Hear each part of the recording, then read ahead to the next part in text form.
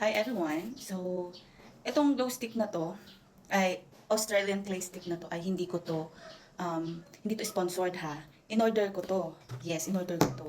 Online. Doon mismo sa account ni Miss Chris. Kaya, hindi to sponsored.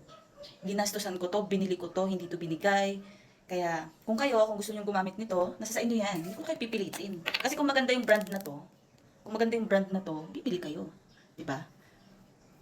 Kasi kung hindi ito maganda, hindi ka bibili. Kahit ilang beses ako dito magsalita, kung hindi maganda yung brand sa inyo, talaga kayo bibili. Pero kung nagandahan kayo, nandyan lang yun sa yellow basket ko, i-click nyo na lang. Dahil ako maglalagay ako. Yung pagbili nito, wala naman sa pilitan. Kung gusto nyo bumili, bumili kayo. Mag-order kayo dyan sa yellow basket, andyan lang naman yan. Kung ayaw nyo mag-order, di wag. Kalit yun. Sabi lang. Kasi iba-iba yung type ng skin natin. Pwedeng hindi maganda sa'yo, kaya nakadepende pa din yan. Ganun lang naman tayo. Kung hindi maganda sa'yo at hindi kahiyang, di wag kang bumili. Ganun lang yun. Huwag mong sisiraan yung brand. Sabagay, pagka ganito kasing mga brand, pagka ganitong nag-skincare kayo, nasa skin nyo yan kung mahihiyang kayo. Pero kung hindi kayo mahihiyang, nasa sa inyo yan.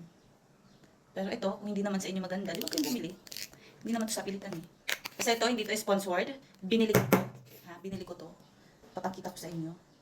Kasi, nakailang, na ako. Ayan. Ayan o. Ayan. Ayan.